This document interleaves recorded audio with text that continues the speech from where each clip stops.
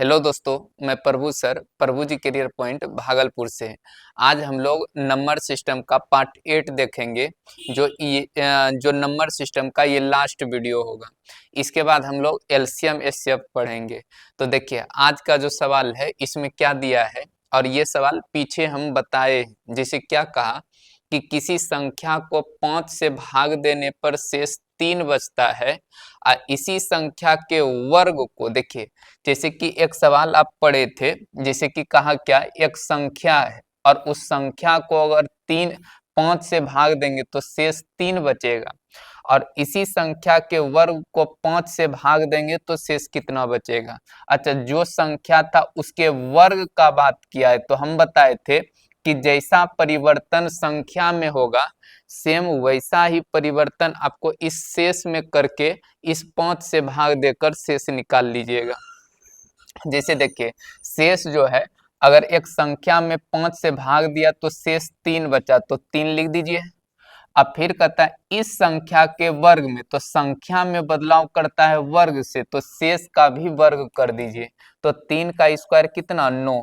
अब इसी 9 में इस 5 से भाग देकर शेष निकाल दीजिए। तो 5 से भाग लगाइएगा, एक बार भाग लगेगा तो शेष कितना बच जाएगा, 4 बच जाएगा। तो यही 4 उत्तर हो जाएगा, आंसर ऑप्शन डी हो जाएगा। तो इस तरह का सवाल बहुत पीछे बताए हैं वीडियो में, आप देख सकते हैं। चलिए अगला सवाल हम लोग देखते हैं।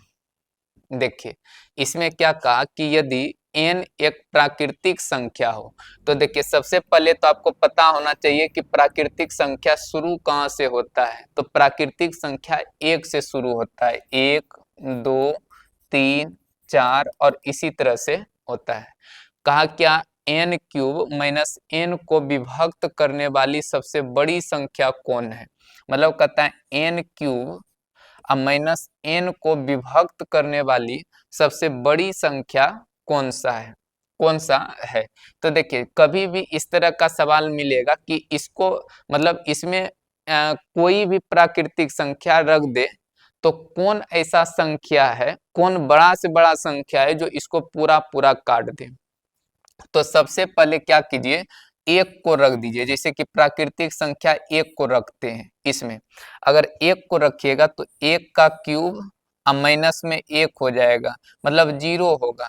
देखिए 0 को उत्तर में नहीं देना है, 0 आपका ऑप्शन में भी नहीं है। 0 से सब संख्या पूरा पूरा कटता है। तो इससे एक n का मान 1 रखे और n का मान एक बार 2 रखिए, 2 को रखिए, n बराबर हम 2 को रख देते हैं। तो 2 का क्यूब अब माइनस 2 हो जाएगा, तो 2 का क्यूब हो जाएगा 8 और माइनस 2 यानी 6 बच जाता है। अब यही 6 उत्तर के रूप में हो जाएगा। देखिए अगर आप कभी भी n के जगह कोई भी प्राकृतिक संख्या रखिएगा, कोई भी रख दीजिएगा, 1 से लेकर अनंत तक में कोई भी रख दीजिए, उसको 6 से भाग लगाइएगा, वो कन्फर्म कटेगा। 6 से पूरा पूरा कट जाएगा। 0 को उत्तर के रूप में नहीं देना है, 0 से सब संख्या कटता है। तो इसका आंसर ऑप्शन सी हो जाएगा। देखिए अगला सवाल बनाते हैं।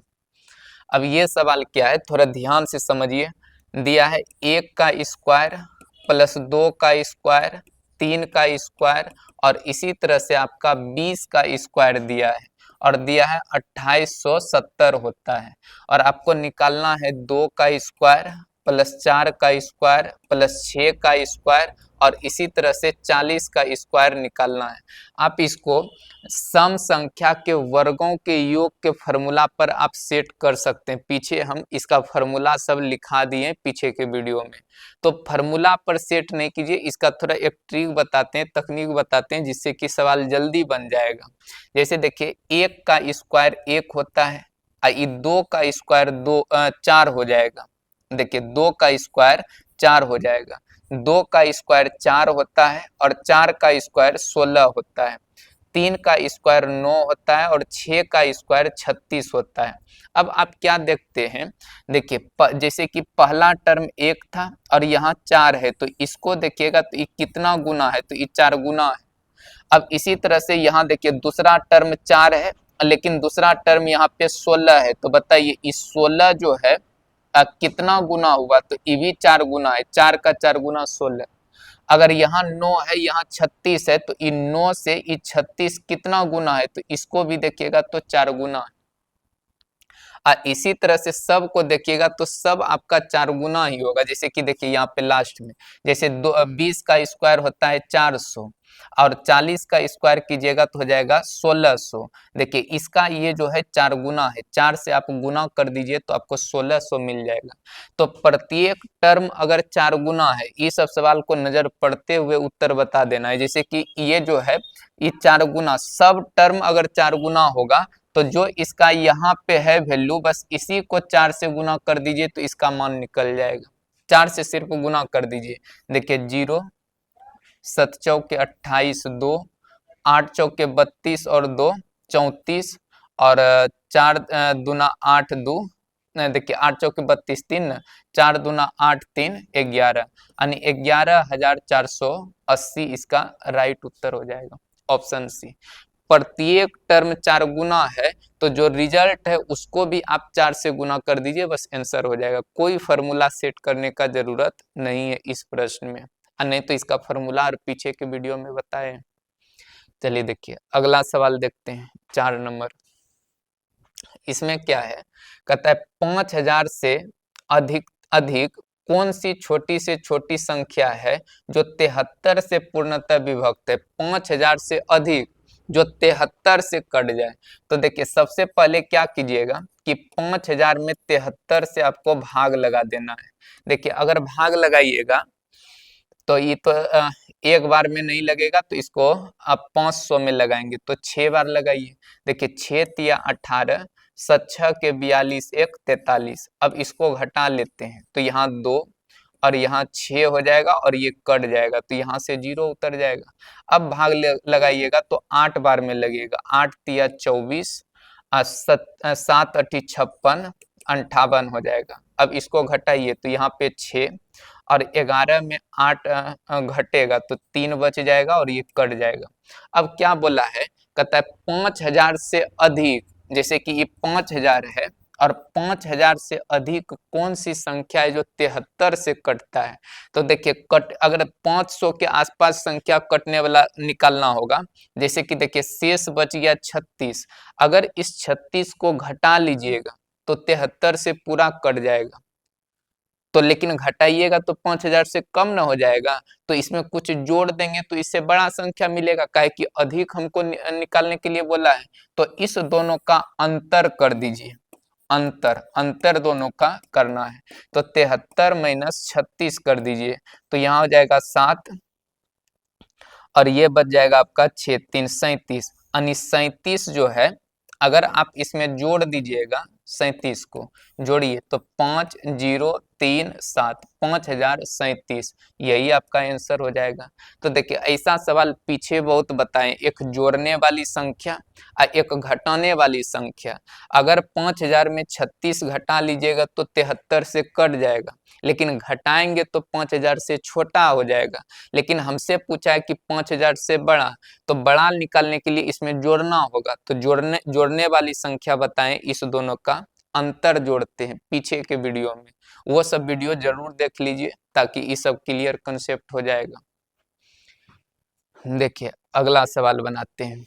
देखिए कहता है कि अंक h, देखिए h जो है आपका एक अंक है। यहाँ पे देखिए h का प्रयोग किया है तो h जो है अंक है। देखिए लिख देते हैं इसको, जैसे लिखा है कि 9h है तो ये 9 पे h लिखा हुआ है, फिर लिखा है h और 8 है, फिर h और यहाँ पे 6 है, और इतना बराबर देखिए सब प्लस था तो जोड़ के पूरा आया है 230। तो कहता है h का छोटे से छोटे मान क्या होगा। अच्छा h का छोटा से छोटा मान आपको चाहिए। अच्छा ठीक है, h का मान हमको निकालना है तो ऐसे जोड़िए इसको। देखिए इसको जोड़ने पर 230 पूरा है तो इसको हम लोग जोड़ते हैं। देखिए 8 6 कितना 14। अब सोचिए 14 में कितना जोड़ दे कि यहाँ पे 0 पूर्ण जाए।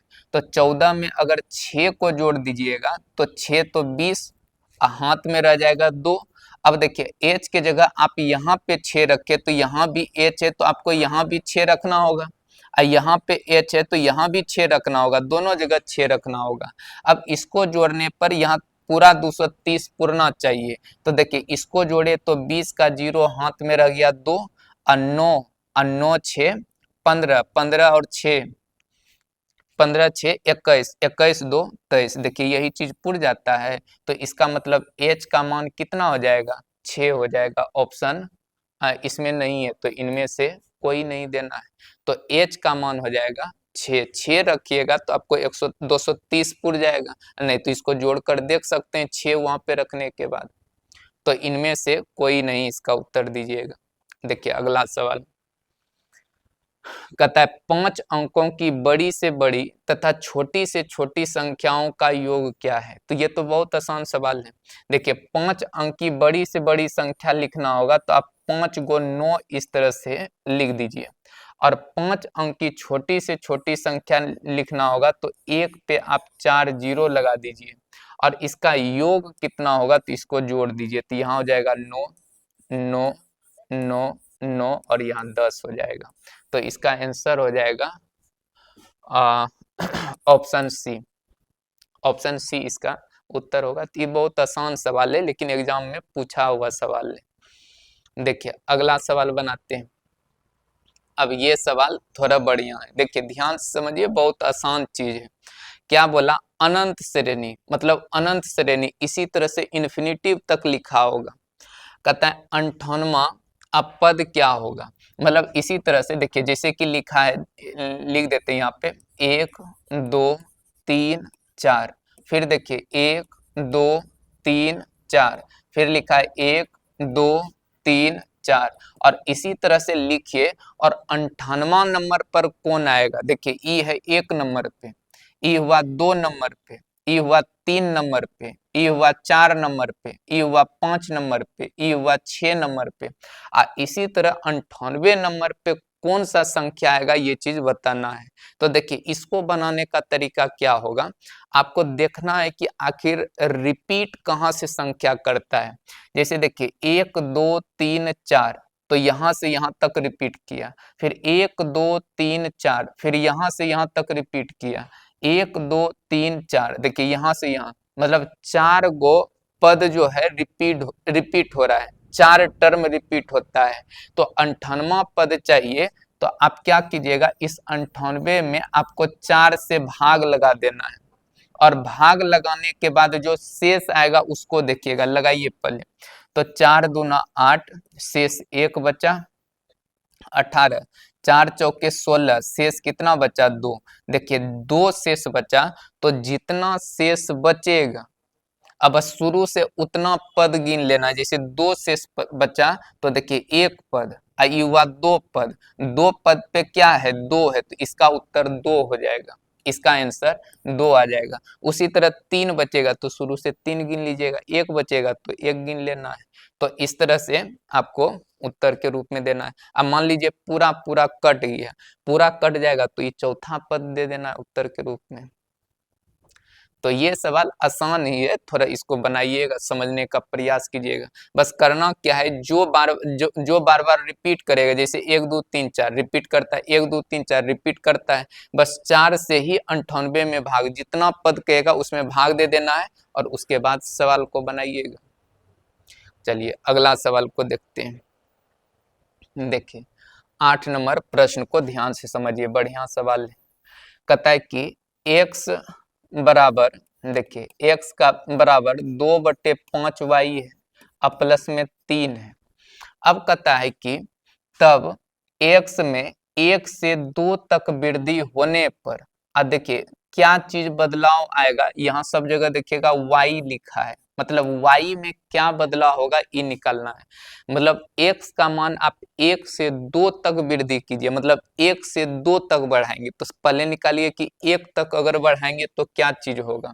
जैसे x का मान लेते हैं कि हम 1 रख दिए, इसमें 1 रखिए, तो 1 बराबर 2/5y अब प्लस 3 हो जाएगा, और ये 3 देखिए इधर आ जाएगा, तो y का मान निकालना है, तो 2/5 है, और इसको इधर भेजिए तो -2, अब ई गुना हो जाएगा उधर, ऐसे ई 2 से 2 कट जाएगा, इसको गुना कीजिएगा तो y का मान -5 होगा। तो y का मान अगर 1 रखे तो -5 होता है। अब 1 से अगर 2 तक हम करेंगे, अगर मान लीजिए कि x का मान हम 2 रखते हैं, 2 यहाँ पे रखिए, देखिए 2 बराबर 2/5y अब प्लस में 3 हो जाएगा। इसको इधर लाइए तो 2/5y, इसको इधर लाएंगे तो -1। अब इसको उधर भेजिएगा तो y का मान -5/2। देखिए -5/2 का अर्थ होता है 2.5, -2.5 हो जाएगा। अब यहाँ पे समझिए, अब यही देखिए x का मान अगर 1 रखे तो y का मान -5 आया, और वही चीज x का मान अगर 2 रखे तो y का मान -2.5 आया, मतलब 2.5 होगा। तो इससे इसमें क्या बदलाव हुआ, बढ़ा या घटा? तो ये बढ़ रहा है। देखिए ये 5 है माइनस में, ये माइनस में 2.5 है, तो ये बढ़ा। कहिए कि नहीं, ये 5 से 2.5 हो गया तो घट न गया? नहीं, ये बढ़ रहा है। जैसे निगेटिव में अगर कोई संख्या बड़ा रहेगा तो वो छोटा होता है, और जो छोटा होता है वो बड़ा होता है, उल्टा होता है। तो इसका मतलब 5 से अगर 2.5 हुआ तो ये छोटा हुआ, और निगेटिव है तो इसका मतलब ये बढ़ रहा है। मतलब इसमें क्या हुआ, देखिए इसी तरह लिखा रहेगा y में अब -5 से अब -5/2 तक अब वृद्धि हुआ है। देखिए ये वृद्धि होगा, यही उत्तर होगा। ऐसा जो ऑप्शन होगा वही उत्तर हो जाएगा। देखिए ऑप्शन कौन हो जाएगा, ए आपका राइट उत्तर होगा। -5 से अब -5/2 तक वृद्धि होगा। तो निगेटिव में ध्यान में रखना है, जो बड़ा संख्या होगा वो छोटा, जो छोटा रहेगा वो बड़ा को दर्शाता है। तो ऑप्शन ए इसका राइट उत्तर होगा। इसको थोड़ा फिर से एक बार देखकर समझ लीजिएगा चीज को। चलिए अगला सवाल को देखिए। देखिए ये आपका रिमाइंडर थ्योरम का सवाल है, शेषफल परिमेय का सवाल है। देखिए इसमें क्या कहता है कि 2 के पावर 31 में 5 से अगर भाग देने पर शेषफल क्या होगा। देखिए इसको अगर भाग देंगे तो शेष क्या होगा। एक बात थोड़ा ध्यान से समझिएगा, इसका शेष निकालना है, रिमाइंडर निकालना है। देखिए शेषफल परिमेय का कभी भी सवाल मिलेगा तो सबसे पहले आपको दिमाग लगाना है कि देखिए जैसे ये पावर वाला संख्या है और पावर में 31 है। देखिए इसको हम कहते हैं बेस और इसको कहते हैं पावर, और इस बेस पे आप कितना पावर रखिए कि 5 से भाग दे तो शेष या तो +1 बचे या तो -1 बचे। जैसे 2 पर हम पावर रख देंगे 2, और इस पे पावर लेकिन है 31, तो इसका मतलब यहाँ पे 15 रखना होगा, तो 15 दूना 30, लेकिन फिर भी 1 बच जाता है। तो इसी 2 को बाहर निकालिए और 1 बच गया तो 1 पावर रख दीजिए। अगर 2 शेष बच जाएगा तो 2 पावर रख दीजिएगा, और इसको 5 से भाग देकर शेष निकालना है। अब 2 का स्क्वायर होता है 4, 2 का स्क्वायर 4 हो जाएगा। 4 में अगर 5 से भाग लगाइएगा तो शेष जो बचेगा -1 बच जाएगा। अब इसको रखिए, देखिए -1 शेष बचा, देखिए -1 शेष बचेगा, और इस पे पावर 15 गुना 2 हो जाएगा, अब बटे में 5 होगा। अब ये देखिए -1 पर पावर 15 है, तो 15 जो है सम है या विषम है, तो विषम है। तो विषम रहेगा, अगर माइनस में रहेगा तो ये माइनस के साथ ही निकलता है, -1 हो जाएगा। अब गुना 2 बटे 5, 1 पर कितना भी पावर रहेगा तो उसका मान 1 रहेगा। अब इसको गुना कर दीजिएगा, हो जाएगा -2/5। अब इसका शेष जो होगा, इसका रिमाइंडर जो दीजिएगा, देखिए -2 नहीं देना है। अगर निगेटिव कभी आएगा तो इस 5 में से इस 2 को घटा के उत्तर दीजिएगा। 5 में 2 घटाइएगा तो 3 बचेगा, तो 3 इसका राइट उत्तर हो जाएगा, ऑप्शन सी। तो ये रिमाइंडर थ्योरम का सवाल था, इसको ध्यान से बनाना चाहिए। रिमाइंडर थ्योरम आपको इसका थ्योरी पूरा आना चाहिए। चलिए अगला सवाल बनाइए। देखिए 10 नंबर सवाल क्या है, कहता है यदि n एक ऋणात्मक पूर्णांक हो तो निम्नलिखित में से सबसे छोटा कौन सा है। देखिए n को कहता है ऋणात्मक पूर्णांक हो, निगेटिव इंटीजर, ऋणात्मक पूर्णांक निगेटिव इंटीजर होना चाहिए, मतलब -1, -2, -3, -4 इसी तरह से रहना चाहिए। तो कहता है निम्न में, निम्न मतलब ऑप्शन में, जैसे ऑप्शन ए आपका दिया है 0, ऑप्शन बी आपका दिया है -n, ऑप्शन सी दिया है 2n और ऑप्शन डी दिया है n²। अब मान लीजिए कि सब जगह हम n का मान -1 रख देते हैं, -1 रखिए, कोई भी चीज रख सकते हैं, -1, 2 कोई भी रख कर चेक कर सकते हैं। देखिए ये तो 0 है, छोटा बड़ा इसमें से कहा कौन सा छोटा होगा, तो छोटा बड़ा खोजना है तो n का मान हम कुछ रखते हैं, तो ये तो ऑलरेडी 0 है, तो इसको कुछ नहीं करना है। अब यहाँ पे n का मान अगर -1 रखेंगे तो देखिए माइनस माइनस तो प्लस हो जाएगा, यानी +1 हो जाएगा। अब यहाँ पे n का मान -1 रखिए, तो 2 इंटू -1 तो -2 मिलेगा। अब यहाँ पे -1 रखिए, जो रखना है सब जगह एक वैल्यू, ये तो 2 रखना है तो 2 रख दीजिए, 3 रखना है 3 रख दीजिए। अब यहाँ पे अगर रख देते हैं तो -1 का स्क्वायर, तो इसका मतलब +1 बन जाएगा, स्क्वायर में माइनस प्लस हो जाता है। अब इस पे वैल्यू रखे तो इसी में कह रहा था कि सबसे बड़ा सबसे छोटा कौन होगा। देखिए यहाँ पे 0 है तो 0 है, ठीक है, और देखिए यहाँ +1 है तो +1 से छोटा तो 0 है, और लेकिन यहाँ पे देखिए -1 तो माइनस तो 0 से भी छोटा हो गया, और यहाँ पे +1 है तो सबसे छोटा कहाँ मिला, ऑप्शन सी में। तो इसका उत्तर हो जाएगा ऑप्शन सी, 2n सबसे छोटा होगा। अगर n ऋणात्मक हुआ तो सबसे छोटा माइनस में आया है।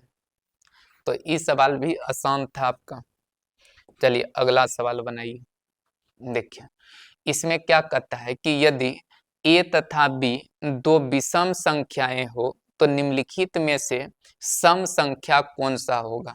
देखिए एक बात स्पष्ट, यहाँ ऐसा सवाल अक्सर पूछ लेता है एग्जाम में। हम इसका थ्योरी टोटल बता देते हैं, आपसे सवाल नहीं छूटेगा। जैसे कि एक बात ध्यान में रखना है, जैसे कि a और b अगर दोनों विषम संख्या रहेगा, a और b अगर दोनों विषम संख्या है तो कहता है निम्न में से सम संख्या कौन होगा। तो सम संख्या वही होगा। देखिए a और b अगर विषम संख्या है तो देखिए प्लस और में a और b को जोड़ कर देखा है, तो जैसे कि a और b को अगर जोड़ दीजिएगा मतलब दो गो विषम संख्या का योग जो है आपका हमेशा सम संख्या मिलेगा। कैसे मिलेगा, थोड़ा एग्जांपल से बात को समझ लीजिए। जैसे कि मान लेते हैं दो गो विषम संख्या ले लिए, विषम संख्या 3 और एगो कोई 7 ले लेते हैं, दो गो लिए। आप इस दोनों को जोड़ कर देखिए तो 7 3 कितना 10। देखिए 10 जो है एक सम संख्या मिल गया। सम संख्या हमेशा सम संख्या, ये विषम संख्या था। दो विषम संख्या का योग हमेशा सम संख्या होता है, इस चीज को याद रखिएगा। तो वही इसमें कौन सा उत्तर हो जाएगा, ऑप्शन ए हो जाएगा। कहता है ए तथा बी दो विषम संख्याएं हैं तो निम्नलिखित में से सम संख्या कौन सा होगा, तो ए प्लस बी दोनों का योग होगा। एक सवाल और पूछता है, इसको थोड़ा ध्यान से समझिए। जैसे ए और बी मान लेते हैं कि दोनों सम संख्या होगा, ए और बी सम संख्या है, तो आपको ध्यान में रखना है जैसे ई पूछा है उसी तरह ऑप्शन देके पूछेगा। देखिए ए प्लस बी इसमें +1 जोड़िएगा तब आपको विषम संख्या मिलेगा, बराबर विषम संख्या होता है। जैसे अगर एग्जाम्पल से इस चीज को समझिएगा तो ए और बी जैसे सम संख्या लिए 2 और कोई 6 ले लेते हैं, कोई भी संख्या दो गो सम ले सकते हैं। तो ये दोनों देखिए सम को हम लिए, अब इसमें से 2 + 6 करेंगे तो समय मिलेगा, सम होगा 6 2 8, लेकिन बराबर में विषम होने के लिए आपको एक जोड़ना होगा। तो 6 2 8 एक कितना 9, 9 देखिए एक विषम संख्या है। तो इस तरह से सवाल नहीं पूछेगा, इसी में सिर्फ चेंज करेगा कि ए तथा बी दो सम संख्या है तो निम्नलिखित में से कौन से विषम संख्या होगा। तो इस तरह का सवाल मिलेगा तो देखिए ये उत्तर होगा। तो चेंज करेगा तो सवाल इसको ध्यान में रखिएगा, ये दोनों पॉइंट को समझने का प्रयास कीजिएगा, आपका सवाल बनेगा। एग्जाम का। अब दोनों पूछा हुआ एग्जाम में है बहुत बार। अगला सवाल को बनाइए। देखिए इसमें क्या कहता है कि दो क्रमागत समपूर्णांकों के वर्गों का अंतर निम्न में से किससे सदैव विभक्त होगा। एक सवाल पीछे भी था, उसमें था, इसमें क्या बोला है, सम संख्या, और उसमें बोला था विषम संख्या।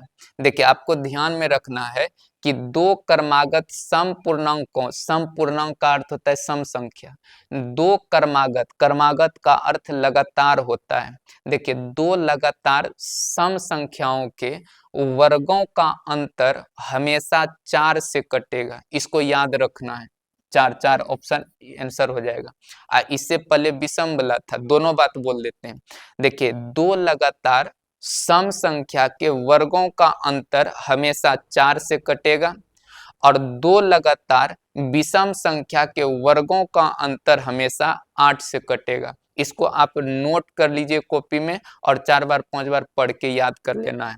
दो लगातार सम संख्या के वर्गों का अंतर हमेशा 4 से विभाजित होगा, और दो लगातार विषम संख्या के वर्गों का अंतर हमेशा 8 से कटेगा। बस यही देखिए, सदैव, सदैव का मतलब हमेशा होता है। यहाँ 4 उत्तर कीजिएगा। तो दोनों बात फिर से बता दिए, इसको नोट करके याद करना है। देखिए यहाँ भी आपको कुछ याद करने वाला बात होगा, ध्यान से इसको समझिए। कहता है 3 अंकों की एक संख्या में से उसके अंकों का योग घटाने पर प्राप्त संख्या। देखिए कोई भी 3 अंक की संख्या आप लीजिएगा, इसको रटना है, याद करना है, बोल देते हैं उसको, लिख कर याद कीजिएगा। देखिए क्या चीज बोला है, 3 अंकों की एक संख्या। देखिए 3 अंक का कोई भी संख्या लीजिए और इसके अंकों का योग घटा लीजिएगा, लेना है, तो उसका जो परिणाम आएगा वो हमेशा 9 से विभक्त होगा। एग्जाम में बहुत बार सवाल पूछा है, फिर से समझिए। देखिए हम कोई एग्जाम्पल से बात को समझा देते हैं। कोई भी 3 अंक वाली संख्या लेते हैं, 3 5 8 ले लिए। देखिए ये 3 अंक की संख्या है, और इस 3 अंक की संख्या में इसके अंकों का योग, अंक को जोड़ना। देखिए 5 3 8 8 16 अंक को जोड़े तो टोटल 16 मिला, और इस 16 को घटाने पर, देखिए यही बात बोला है, आप 16 घटाइए, वो 9 से हमेशा कटेगा, हमेशा कटता है। आप इसको घटाइए, 6 घटाइएगा तो 2 हो जाएगा, और यहाँ 4 हो जाएगा, और यहाँ 3 हो जाएगा। आप इसको 9 से कटाइए, 9 से जरूर कट जाएगा। 4 2 6 3 9 अंकों का योग 9 से कटता है, तो 9 से पूरा संख्या ही कट जाएगा। आपको याद क्या रखना है कि 3 अंकों की संख्या और उसके अंकों के योग का अंतर, अंक का योग का अंतर किए, तो ये अंतर जो है हमेशा 9 से कटता है। एग्जाम में बहुत बार पूछा है, इसको याद रखना है। देखिए अगला सवाल बनाइए। देखिए ये तो बहुत आसान सवाल है, पीछे बहुत सवाल इस टाइप का बनाए। देखिए इसमें क्या है कि 5 स्टार 2 है। कहता है अंकों की ऐसी संख्या हो जो 6 से विभक्त है। ये जो है 3 अंक वाली, देखिए कहता है 3 अंकों की ऐसी संख्या हो जो 6 से विभाज्य, 6 से विभक्त हो। तो कहता है स्टार का न्यूनतम मान क्या होगा, स्टार का मान निकालना है। अच्छा 6 का विभाज्यता का नियम आपको आना चाहिए। देखिए 6 का विभाज्यता का नियम होता है कि जो संख्या 2 और 3 यानी 2 गुना 3 कर दीजिए, 6 पुर जाता है। जो संख्या 2 के नियम का पालन करेगा, 2 के विभाज्यता के नियम का पालन करेगा, और 3 के विभाज्यता के नियम का पालन करेगा, वही संख्या आपका 6 से भी कटेगा।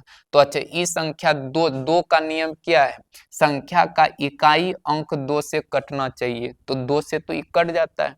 लेकिन 3 का नियम है अंकों का योग जो है 3 से कटना चाहिए। अब अंक को जोड़िए, देखिए 5 3 8, 8 में एक स्टार भी जुटेगा। अब सोचिए स्टार के जगह कौन सा अंक रख दें और जिसको जोड़ने पर 3 से कट जाए। तो देखिए सबसे पहले तो आप 1 रख दीजिएगा, 8 1 9 कट जाएगा। और कौन रख सकते हैं, तो इसी में 3 जोड़ दीजिए, 4 भी रख दीजिए, 8 4 कितना 12, 4 भी अगर स्टार की जगह रख देंगे तो कट जाएगा। और इसके अलावा कौन रख सकते हैं, देखिए 3 3 जोड़ते जाइएगा तो निकलते जाएगा, 3 जोड़ दीजिएगा तो 7 भी रख सकते हैं। अब 3 अगर जोड़िएगा तो हो जाएगा इधर 10, 10 अंक नहीं संख्या है, इसको नहीं रख सकते हैं। मतलब स्टार के जगह 1 4 7 तीनों रख सकते हैं। हमसे पूछा क्या है, स्टार का न्यूनतम मान, छोटा से छोटा मान, तो देखिए ऑप्शन इसका आंसर 1 होगा, लेकिन 1 तो ऑप्शन में नहीं है, 4 भी नहीं है, तो इसका उत्तर आप 7 दे सकते हैं। 7 रख दीजिएगा तो ये कट जाएगा। जैसे 8 7 15, 15 हो गया तो वो कट जाएगा आपका।